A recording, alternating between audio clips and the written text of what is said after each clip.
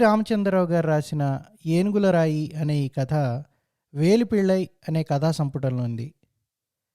కథను హర్షణీయం ద్వారా అందించడానికి అనుమతినిచ్చిన రామచంద్రరావు గారికి కృతజ్ఞతలు. వచ్చే వారం హర్షణీయంలో రామచంద్రరావు గారితో ఇంటర్వ్యూ మీరు వినవచ్చు. అన్వీక్షికి పబ్లిషర్స్ ద్వారా మార్చి 2వ వారంలో 'వేలిపిళ్ళై' కథలు కొత్త ఎడిషన్ రిలీజ్ అవుతుంది. కొత్తదొర వైఖరి ఇంకా తంగముత్తుకి అంతుపట్టలేదు. దొరలు తనకేమీ కొత్త కాదు. 20 ఏళ్ల నుంచి ప్రాస్పెక్ట్ టీ ఎస్టేట్ కండక్టర్గా పనిచేస్తున్నాడు. ఇప్పటికీ 8 మేనేజర్లైనా చూశాడు. అంతా తెల్లదొరలే. అయితే వాళ్ళంతా ఒక ఎత్తు, సిమన్స్ దొర ఒక ఎత్తు. వచ్చి ఇంకా పట్టుమని 10 రోజులైనా కాలేదు, అప్పుడే ఎస్టేట్ అంతా చెడదిరిగేశాడు. అన్ని విషయాలు క్షుణ్ణంగా తెలుసుకున్నాడు. వచ్చే ఏడాది టీ నాటబోయే స్థలం కోసం ఇప్పటి నుంచి వెతుకుతున్నాడు. మునుపటి దొరలంతా వచ్చిన నెల 2 నెలలకు కానీ కార్యరంగంలో దూకేవారు గారు. నెల్లాళ్ళు బదిలీ అయిన దొర నుంచి ఎస్టేట్ వ్యవహారాలు తెలుసుకోవడంలోనూ ఛార్జీ పుచ్చుకోవడంలోనూ గడిచిపోయేవి. తర్వాత కొన్నాళ్ళు ఇరుగు పొరుగు మేనేజర్లను కలుసుకోవడం, క్లబ్బులకు వెళ్ళి రావడం, పార్టీలు, డ్యాన్సులు, ఆపై అలసట తీర్చుకోవడం. సిమ్మన్స్ దొరకు ఇవేమీ పట్టినట్టు లేదు. నోట్లో ఒక పైపు ఉంటే చాలు, ఎండనక వాననక ఎంత పనైనా చేసుకుపోతాడు. దొర పని సమయంలో పైపు కాల్చడం తంగముత్తుకి నచ్చలేదు. ఇంతకు ముందున్న దొరలు ఎస్టేట్లో పని తనిఖీ చేయడానికి వచ్చినప్పుడు సిగరెట్టు, పైపు మొదలైనవేవి కాల్చేవారు కాదు. ఒకరిద్దరు అలా చేయడం తప్పని చెప్పినట్లు కూడా తంగముత్తుకి జ్ఞాపకం. సిమ్మన్స్ దొర అన్నిట్లోనూ వ్యతిరేకమే. ఎస్టేట్ కూలీలని నవ్వుతూ పలకరిస్తాడు. ఎప్పుడు పడితే అప్పుడు వాళ్ళ గోడు వింటాడు, సానుభూతి చూపిస్తాడు. కండక్టర్లతోనూ కులాసాగా కబుర్లు చెప్తాడు. పాత దొరలు ఎప్పుడూ తంగముత్తుతో కానీ తన అసిస్టెంట్తో కానీ ఎస్టేట్ వ్యవహారాలు తప్ప ఇంకేమీ మాట్లాడలేదు. సిమ్మన్స్ దొర కలుపుగోరుతనం తంగముత్తుని కలవరబెట్టింది. ఇలా ఉంటే కూలీల్ని, కండక్టర్లని అదుపులో పెట్టగలడా? తంగముత్తు అలవాటు లేని ప్రతి విషయాన్ని అనుమానంగా చూస్తాడు. కొత్త దొర ప్రవర్తన అతనికి సంతోషం కలిగించినప్పటికీ తనలో జీర్ణించుకుపోయిన పాత దొరల సంప్రదాయంతో సంఘర్షణపడి అతన్ని దీర్ఘాలోచనలో ముంచింది. కొత్తగా నాటిన టీ ఇక్కడి నుంచి ప్రారంభమవుతుందనుకుంటాను. దొర ప్రశ్న వెనక నడుస్తున్న తంగముత్తుని తిరిగి పరిసరాల్లోకి లాగింది. అవును సార్. తంగముత్తు కుడిచేయి అనుకోకుండా కాకి టోపీ మీదకి పోయింది.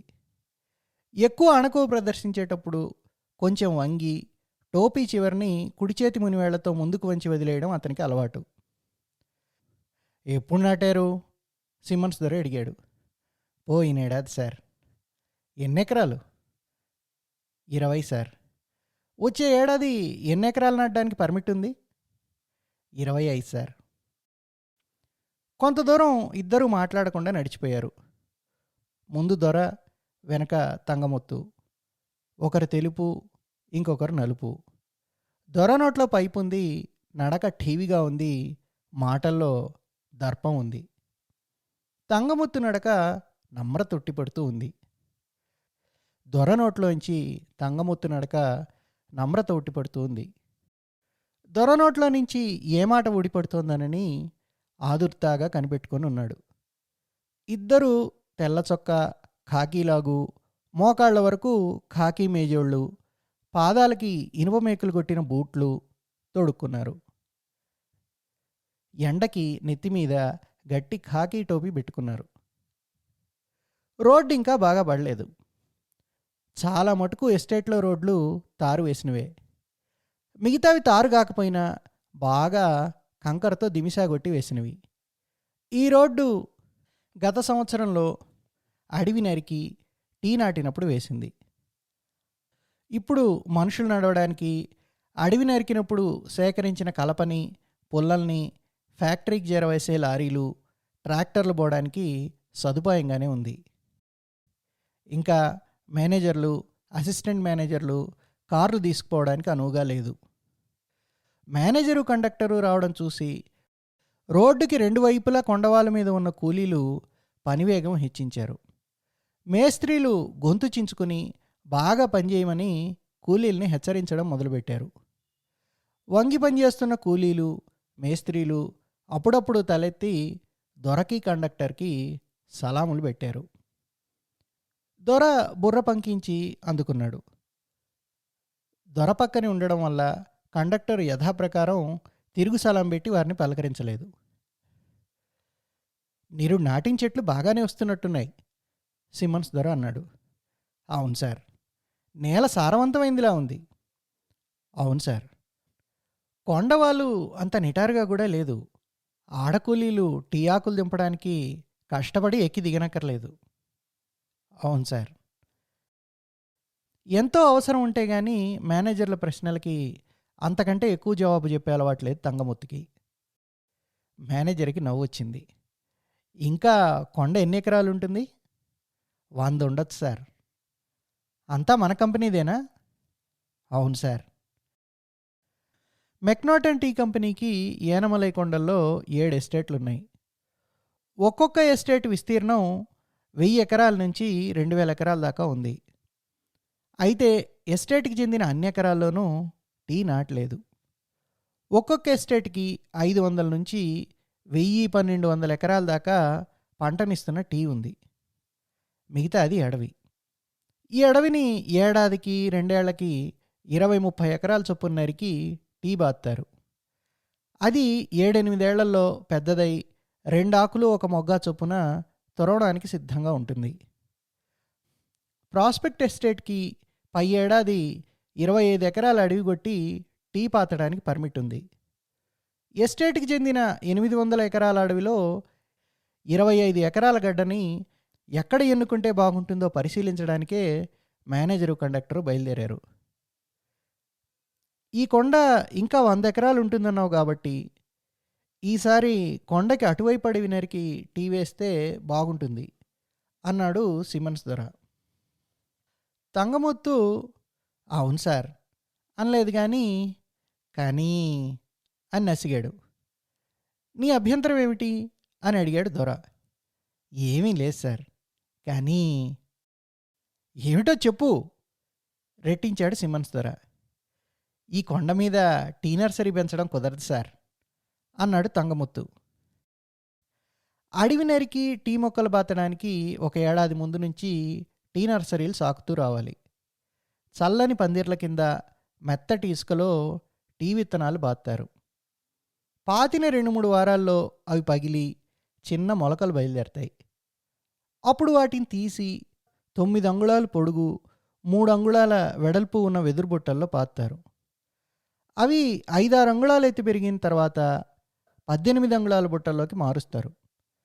వర్షాకాలం ప్రారంభంలో వాటిని కొత్తగా అడవి నరికి బాగు చేసిన భూమిలో పాతారు. ఇలా మొక్కల్ని పాతే ముందు సాకుతూ రావడానికి చదునైన నేల, మంచి నీటి వసతి కావాలి. ఈ నర్సరీలు మొక్కల్ని పాతబోయే స్థలానికి ఎంత దగ్గరలో ఉంటే అంత మంచిది. లేకపోతే ఒకటొకటిగా బుట్టల్ని మోసుకుపోవడం విపరీతమైన ఖర్చు. అక్కడ నర్సరీ పెంచడం కుదరదని చెప్పినప్పుడు తంగముత్తు బుర్రలో ఇవన్నీ మెదిలాయి. ఎంచేత కొండకి ఆ వైపు నీటి వస్తే లేదా అని అడిగాడు సిమ్మన్స్ దొర. ఒక్క చోట ఉంది సార్. అక్కడే భూమి చదును చేస్తే సరిపోతుందిగా. అది కాదు సార్. ఇంకేమిటి? అది టీ నాటడానికి మంచి స్థలం అని 10 ఏళ్ల క్రితమే స్టీవెన్స్ దొర నిర్ణయించి నర్సరీ ఏర్పాటు చేశారు సార్. అయితే ఎందుకు వదిలేశారు? అక్కడ ఏనుగులు రాయింది సార్. అప్పుడప్పుడు ఏనుగులు వచ్చిపోతూ ఉంటాయి. అడవి కొట్టేస్తే అవే దూరంగా పోతాయి. నిజమే సార్, కానీ ఆ స్థలంలో నర్సరీ ఉండనివ్వమని ఏనుగులు పంతం పట్టాయి సార్. నాన్సెన్స్. నిజమే సార్. సిమ్మన్స్ దొర ఒక్క క్షణం ఆలోచించాడు. పద ఆ ఏనుగులు రాతిని చూద్దాం అన్నాడు. చుట్టూ పెరిగిన గుబుర్ని 2 చేతులతో దప్పించుకుంటూ అడవిలో కాలిబాట మీద మేనేజరు కండక్టరు ప్రయాణం సాగించారు. అరమైలు నడిచిన తర్వాత 10 ఏళ్ల క్రితం చెట్లు కొట్టి బాగు చేసిన ఒక ఎకరం నేల కనబడింది.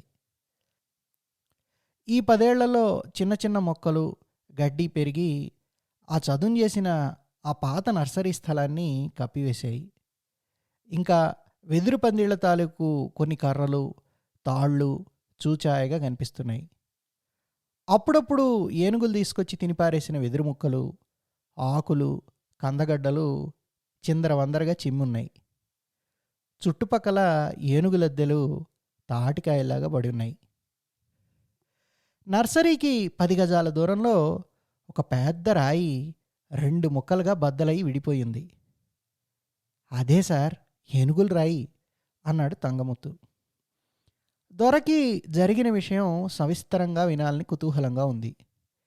కానీ పని సమయంలో మూఢనమ్మకాల గురించి కండక్టర్తో చర్చించడం అంత ఆదర్శప్రాయమైన పని కాదేమోనని అనిపించింది. నిజానికి ఇది ఎస్టేట్ పనికి సంబంధించిందేనని సమాధానపరుచుకున్నాడు. అసలు ఏం జరిగింది? కాల్చేసిన నుసిని బయటికి తీసేయడానికి పైపుని పక్కనున్న చెట్టు మొదల మీద కొడుతూ దొర అడిగాడు. తంగముత్తు గొంతు సవరించుకున్నాడు. కడకరైకి ఏనుగులకి అవినాభావ సంబంధం. నిజానికి కాళాజాతికంతకీ ఏనుగులు చిరపరిచితులే. 1,00,000 ఎకరాల అడవిలో అవిచ్ఛిన్నంగా తిరిగాడే ఏనుగుల మందలకి, గవర్నమెంట్ అనుమతించిన 500 ఎకరాల్లో సారవంతమైన 1-2 ఎకరాల కోసం వెతుకులాడే కాడా గుంపులకి ఆయువు పొట్టులు అడవిలో పారే సెలయేళ్ళు. ఎక్కడెక్కడ తిరిగి వచ్చినా ఏనుగు, కాడ, సెలయేళ్ల పక్కనే ఉనికి ఏర్పాటు చేసుకోవాలి.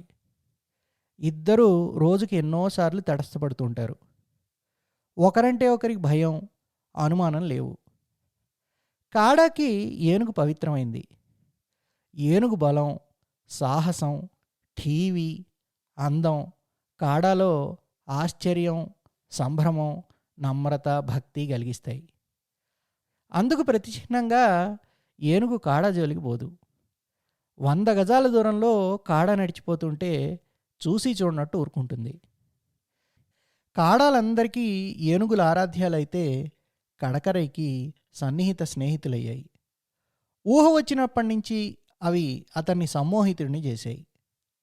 ఆకులతోనూ గడ్డితోనూ వేసిన గుడిసెల్లో రాత్రిళ్ళు తల్లిదండ్రి మధ్య పడుకుని ఏనుగుల గురించే ఆలోచించేవాడు. నక్క కోతల మధ్య అడవి పంది అరుపుల్లో, కోతి కిచకిచల్లో ఏనుగు ఘీంకారం వినిపించినప్పుడు అతనికి ప్రాణం లేచొచ్చేది. ఏనుగుల కథలు చెప్పమని తల్లిని తండ్రిని వేధించేవాడు. కడకరై తాత ముత్తాతలు ధైర్య సాహసాలకి ప్రసిద్ధికెక్కారు. అతని తాత ఎన్నోసార్లు మదపుటేనుగు భయం నుంచి కాడా జాతిని రక్షించాడు. ఒకసారి అడవిలో గడ్డి కోసుకుని వస్తున్న కాడా స్త్రీని మదపుటేనుగు దొరుకుతుంటే అడ్డుపడ్డాడు. ఏనుక్కి కోపం రెచ్చిపోయింది. స్త్రీని వదిలేసి అతని మీద కసి తీర్చుకోవడానికి ఉపక్రమించింది. ఎంతోసేపు ఏనుగు వెనకాలే దాక్కుని తప్పించుకోవడానికి ప్రయత్నించాడు అతను. ఏనుగు మెడ బొద్దుగా పొట్టిగా ఉంటుంది. వెనకనున్న మనిషిని మెడదిప్పి చూడలేదు. కానీ మదపుటేనుగు బుద్ధి చాలా సూక్ష్మమైంది. ఒకే వైపు గిరగిరా తిరిగి అతన్ని తొండంతో పట్టుకోవడానికి ప్రయత్నిస్తున్నదల్లా ఈసారి రెండో వైపుకి తిరిగింది. కడకరై తాతకి ప్రళయం ఎదురైంది. అతను మాత్రం ఏం తక్కువాడు కాదు. వెంటనే ఏనుగు కాళ్ల మధ్య దూరి తోక పట్టుకున్నాడు. ఏనుగు ఎంత ప్రయత్నించినా విదిలించలేకపోయింది. అతని పట్టు జంతువుకి చక్కిలిగింతలు పెట్టింది. ఒకే భయంతో అది అడవిలోకి పరుగుదీసింది. సమయం కనిపెట్టి అతను పట్టొదిలేసి నేల మీద కూలబడ్డాడు. మళ్ళీ మదపుటేనుగు ఆ పరిసర ప్రాంతాల్లో కనిపించలేదు. కడకరై తండ్రికి ఏనుగులంటే ఎంతో అభిమానం. అతని పడుచుదనంలో జరిగిన సంగతి. అప్పుడు తన గుడిసెకి 400-500 గజాల దూరంలో చెరువు ఉండేది. అందులో స్నానం చేయడానికి, నీళ్లు తాగడానికి ఏనుగులు వేసంకాలంలో వస్తూ ఉండేవి. అతను ఎత్తైన చెట్టు కొమ్మల్లో దాక్కుని చూసి ఆనందించేవాడు. ఏనుగులకి నరవాసన పసిగట్టడం పుట్టుకతో వచ్చిన విద్య అయినా, మనిషి కనిపించకుండా దాక్కుని ఉంటే కళ్ళతో కనుక్కునేటంత ప్రజ్ఞ లేదు. ఒకనాడు ఆ గుంపులో మగ ఏనుగు కణతల కింద రంధ్రంలోంచి చమురు గారడం చూశాడతను. వెంటనే ఏనుగు మదించిందని, మస్తులో ఉందని గ్రహించాడు. మగ ఏనుగులు అప్పుడప్పుడు మస్తులో ఉంటాయి. అప్పుడు అవి ఉగ్రరూపం ధరించి కనుచూపు మేరలో సర్వం ధ్వంసం చేస్తాయి. మనిషి కనిపిస్తే రక్తపు ముద్దగా తొక్కి తాండవం ఆడతాయి. మనుష్యులను చంపిన మొదటి ఏనుగులను కాల్చి చంపడానికి ప్రభుత్వం ప్రయత్నం జరుపుతుంది. ఈ ఏనుగు మదించి అడవిలో పుల్లలు కొట్టుకోవడానికి వెళ్ళిన 2-3 మనుషులను చంపిందని వినగానే దానిని చంపిన వాళ్ళకి బహుమానం ప్రకటించింది గవర్నమెంటు. ఈ వార్త కడకరై తండ్రిని ఎంతగానో బాధపెట్టింది. మస్తు కలకాలం ఉండబోదని, అది తగ్గిన తర్వాత ఏనుగు ఎప్పట్లాగా సాధువుగా మారిపోతుందని అతనికి తెలుసు.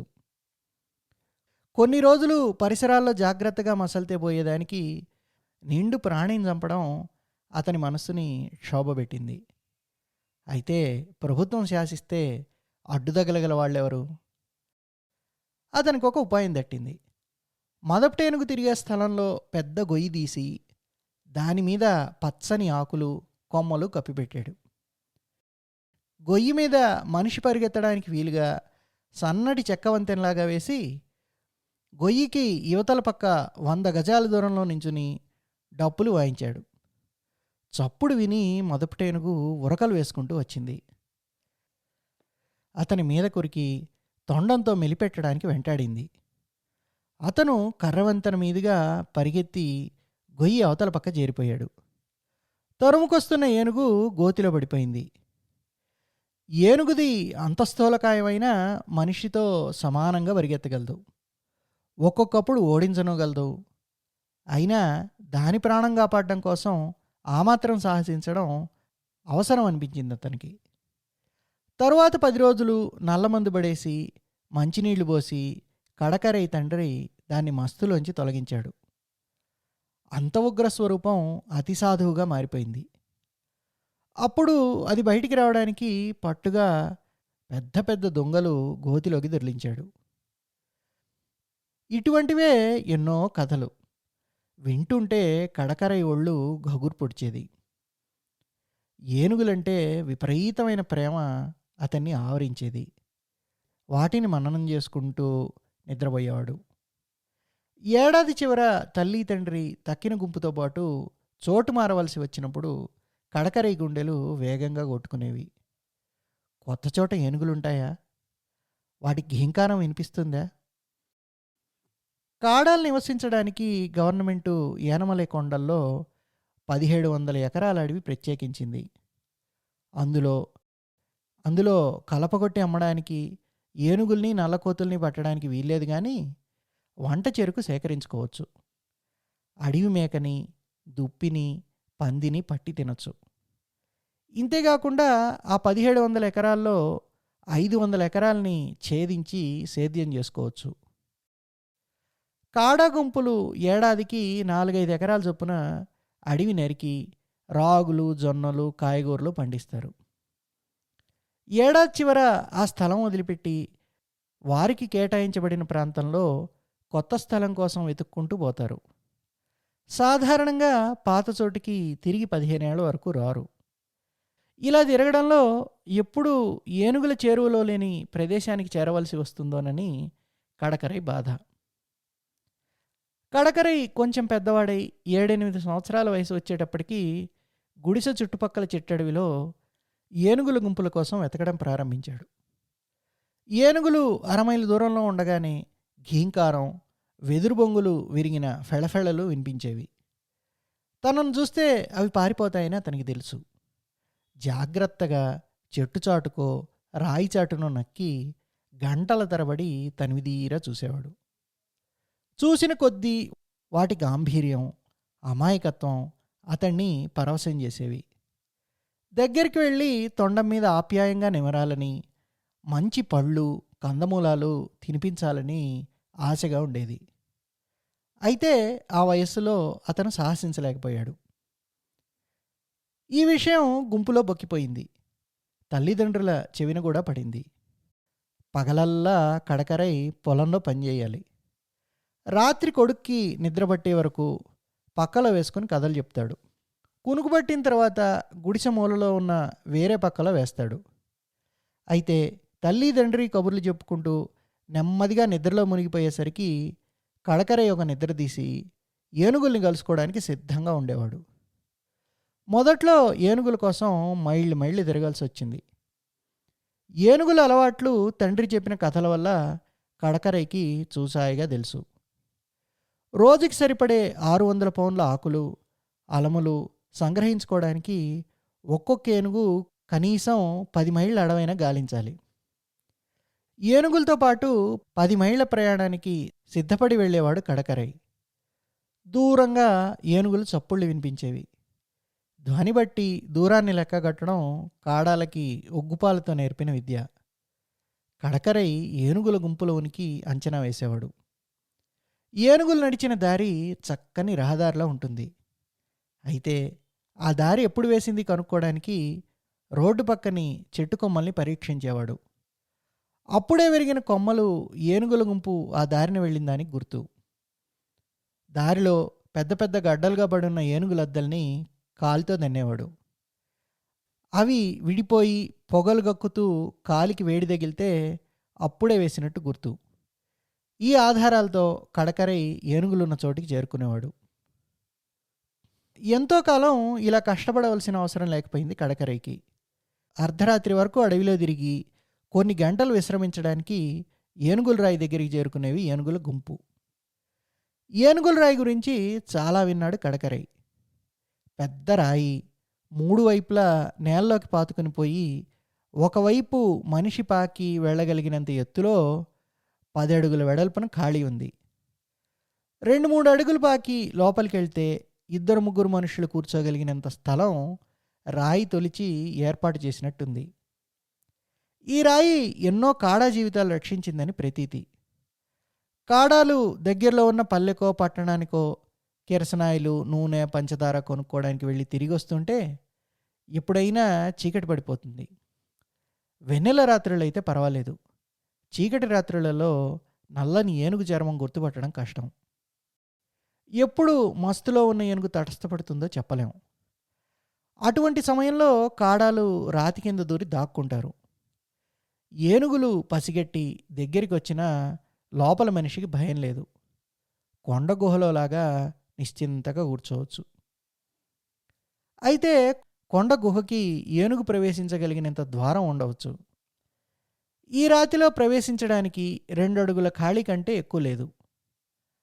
బయట జంతు భయం వల్ల ఎక్కువసేపు లోపలే ఉండిపోవాల్సిన పరిస్థితి ఏర్పడితే వంట చేసుకోవడానికి, చలిమంటేసుకోవడానికి 3 రాళ్ళు, కొన్ని ఎండుపుల్లలు రాతి లోపల ఎప్పుడు భద్రపరిచుంచుతారు కాడాలు. మొదట ఏనుగుల రాయి చూసినప్పుడు గుర్తుపట్టలేదు కడకరయ్య. అడివంతా తిప్పి చివరికి ప్రతి రాత్రి తనని ఏనుగులు అక్కడికి తీసుకెళ్లేసరికి అనుమానం కలిగింది. ఎన్నో రోజులు రాయి వెనకాలే నక్కి చూశాడు.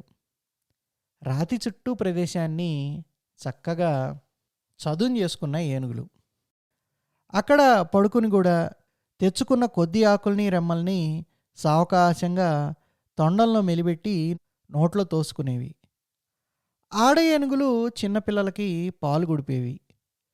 పిల్లలు తొండం నోటికి అడ్డం రాకుండా పైకి ఎత్తిపెట్టి నోటితో పొదుగుని కరచిపెట్టుకొని తాగేవి. తిండైన తర్వాత ఏనుగులు ఆడుకునేవి. ఒక్కొక్కప్పుడు పోట్లాడుకునేవి. కొన్ని ప్రేమ కలాపం సాగించేవి. ఎక్కువ అలసిపోయినప్పుడు రాతి కానుకొని శరీరాన్ని తోముకునేవి. చూసిన కొద్దీ కడకరయ్య ముగ్ధుడైపోయేవాడు. రోజులు గడిచిన కొద్దీ కడకరయ్య దూరం నుంచి చూసి ఆనందించడంతో తృప్తి పొందలేకపోయాడు. అతనికి ఏనుగుల మీద అభిమానం, నమ్మకం ఎక్కువయ్యాయి. ఒక రోజున ఏనుగులు రాకముందే రాతిలో దూరి పడుకున్నాడు.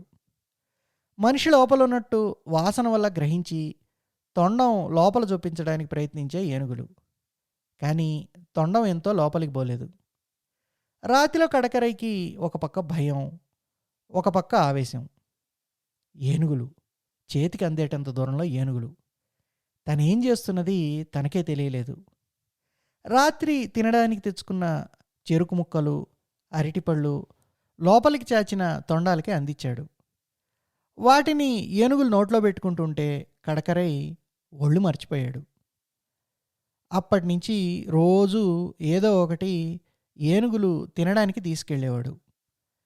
ఏనుగులకి అతనికి మధ్య ఇలా ప్రారంభమైన మైత్రి కొంతకాలానికి ఎడతెగిన స్నేహంగా పరిణమించింది. గుంపులో ప్రతి ఏనుగుని కడకరై గుర్తుపట్టగలడు.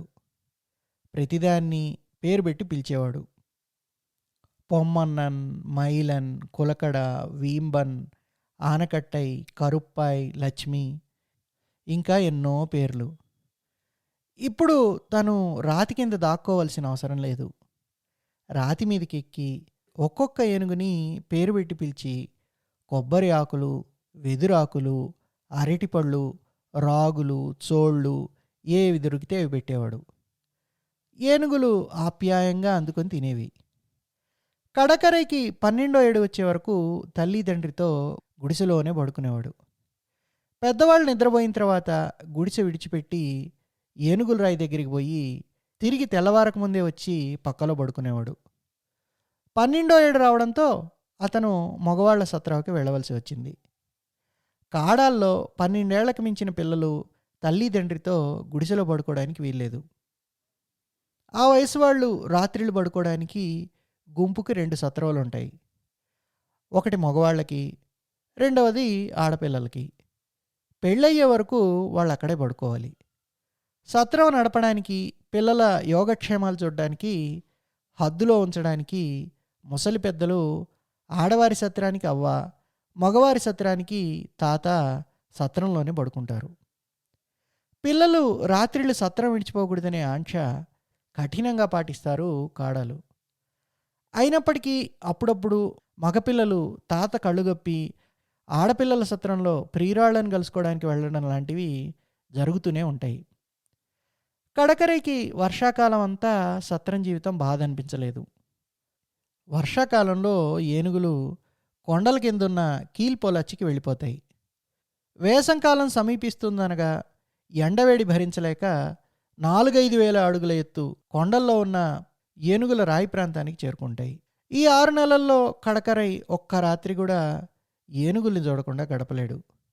జనవరి నెల ప్రారంభంలో ఏనుగుల ఘీంకారం వినిపించినప్పుడు మగత నిద్రలో ఉన్న కడకరై ఒళ్ళు గగురు పొడిచింది.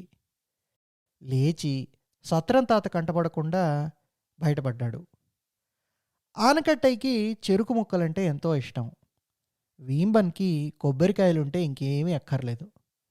ఇప్పుడు అవన్నీ ఎక్కడి నుంచి తెస్తాడు? తండ్రి ఎకరన్నర పొలంలోకి వెళ్ళి పున్న చెట్టు కొమ్మల్లో 60 అడుగుల ఎత్తున ఆకులు కొమ్మలతో పదిలంగా చేసిన గాలిలోంచి రాగులు, చోళ్ళు, అరటిపళ్ళు బయటికి తీసి పంచెలో భద్రపరుచుకొని ఏనుగుల రాయి దగ్గరికి ప్రయాణమయ్యాడు. కడకరై రాత్రిళ్ళు సత్రం విడిచి వెళ్తున్న విషయం అట్టే కాలం దాగలేదు. ఆడసత్రంలో అమ్మాయిల కోసం వెళ్తున్నాడని నింద మోపారు. పంచాయతీ ఏర్పాటు చేసి శిక్ష వేయాలన్నారు. తను ఏ అమ్మాయి కోసమో వెళ్ళడం లేదన్నాడు కడకరై. కానీ ఎక్కడికి వెళ్తున్నాడో చెప్పలేదు. చెప్తే ఆటంకాలు పెడతారని అతని భయం. ఆడసత్రంలో ఎవరిని కలుసుకోవడానికి వెళుతున్నది నిరూపించలేకపోవడం వల్ల అతన్ని దండించలేదు. కానీ కొందరు పెద్దలు రాత్రిళ్ళు పొదల్లో పొంచి అతను ఎక్కడికి వెళుతున్నది కనిపెట్టడానికి ఉపక్రమించారు. దాంతో రహస్యం బయటపడిపోయింది. పెద్దలు ఇంత పిచ్చి కూడదన్నారు. తల్లి తండ్రి నయాన భయాన వారింపచూశారు.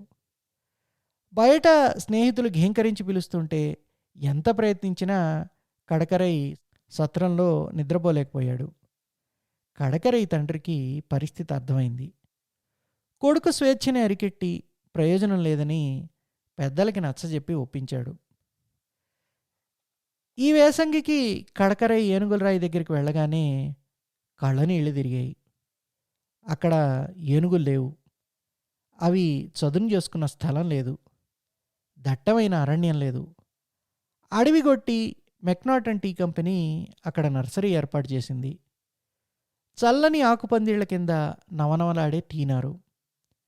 ఆ నారుని అడవి మృగాలు తొక్కి పాడు చేయకుండా చుట్టూ కొయ్యలకు కొట్టిన ముళ్ళతీగ.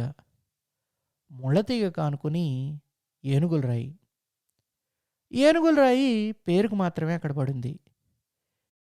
ఏనుగులకు చిక్కకుండా మనిషి లోపల దూరి దాక్కోవడానికి ఇంక అది పనికిరాదు.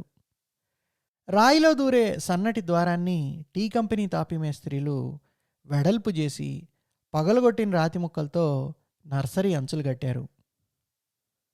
ఇప్పుడు రాతి లోపల ఇద్దరు కూర్చోడానికే కాదు, అరడజను మంది పడుకోవడానికి స్థలం ఉంది. ద్వారం దగ్గర రాతి ముక్కల్ని పగలగొట్టి తీసేయడం వల్ల రాయి బలం తగ్గిపోయి మధ్యలో పెద్ద బీట వేసి కొద్దిగా ముందుకు వాలింది. కడకరైకి దుఃఖం పెళ్ళుబికి వచ్చింది. సంభాళించుకుని విచారించవలసిన పని లేదనుకున్నాడు. ఏనుగుల రాయి ఎలా పోతేనే, ఇంకా దాని ఉపయోగం లేదు. అడవి నరికి మనిషి పనిచేయడం మొదలుపెట్టాక ఏనుగులు ఆ పరిసరానికి రావు. ఇంకా ఏనుగులు రావు. ఆనకట్టై, మైలన్, కరుప్పాయి అక్కడికి రావు. కడకరైకి తిరిగి దుఃఖం కట్టలు తెంచుకుని వచ్చేసింది.